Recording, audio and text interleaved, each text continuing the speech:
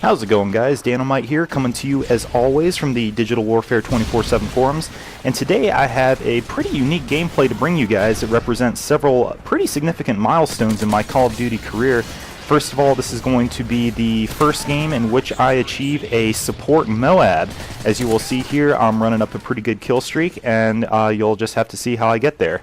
Now, secondly, I'm also trying to go for all of the pro perks, and so I believe you'll see in a moment that I destroy a motion sensor, and that ends up being the last destroy I need for SitRep Pro. So I also end up getting my last pro perk for my final prestige in this video. And then also, even though I've been level 80 for a little bit, and here you can see I'm taking out that motion sensor, I believe this is the match where I actually max out level 80 on my 20th prestige. So this is actually the final XP that I get that actually counts towards my leveling. And then I called this a H&K special gameplay because you can see I started out there with the MP5, and now I've picked up this guy's handy dandy G36, both the most excellent weapons that happen to be produced by H&K. And so I'm going on a bit of a tear here with the H&K. I'm sort of trapping them in their spawn at sea. And the class that I started with was MP5, trying to take advantage of that double weapon XP there to get that up to gold. And I was running it with the suppressor and kick, and then for my perks I had sleight of hand because it has such a small clip and it takes a little bit long to reload. I had then I believe assassin and sitrep, obviously, since that's what I just finished leveling up. And it looks like I've picked up a G36 here that has a red dot and a undermounted grenade launcher. And I do think that's a pretty smart attachment setup by the person that dropped it, and here's why. I do think that you have to have the red dot on the G36 because the iron sights are just horrible. They are incredibly difficult to see through. And then kick is really not necessary because the recoil on this weapon is purely vertical. So long as you pace your shots and burst fire, you really do not need to use kick. That being the case, you can use attachments to add on a suppressor, but for whatever reason I find it a little bit more difficult to put my shots on target with a suppressor, as this is really the only weapon that I feel that way about in Modern Warfare 3. So I usually use attachments, and then while I'm leveling it up, yeah, I'd say the grenade launcher is not a bad way to go.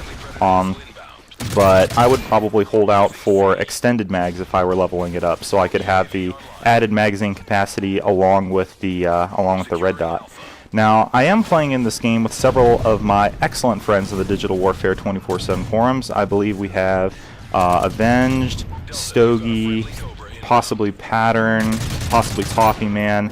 Not really sure, but as you'll see pretty shortly, having my teammates in this game was part of what really made this support MOAB possible.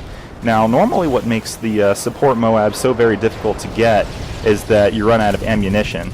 And you'll see here that I'm pretty challenged. I almost die here.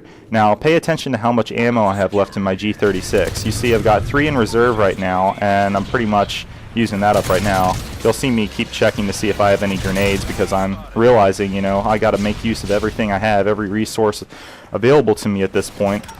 Now, I've got maybe, I don't know, 8 or so rounds left. Take out this guy, I got 2 rounds. I can see that guy chasing me on my minimap. I'm like, oh shit. So I run around here, and I'm like, guys, help me out. Now you see that green arrow on my minimap streaking over towards me, going into that cave. That's my guardian angel, Avenged. So I put a couple shots on this guy, call out to Avenged to kill him, and sure enough, he gets him. Now I'm completely out of ammo. I'm praying this guy drops something good, and what do you know, an MK14. Fantastic.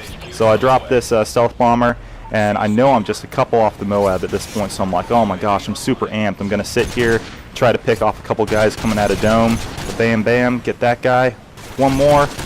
Oh, and there it is, my first support MOAB. Now, I believe I'm going to skip ahead here because I couldn't call it in immediately because of the EMPs, and I also died there. So here's where I get an EMP of my own to stop them from spamming their support EMPs, and there it is, guys, my first support MOAB. I believe I die here in the middle of calling it in, which is a little unfortunate. I probably shouldn't have rushed that guy with the motion sensor. But anyhow, here it is. I hope you guys enjoyed this gameplay. Rate, comment, subscribe if you feel like it. And I'll be bringing you guys some more gameplay commentary shortly. Thanks, guys. Have a good one.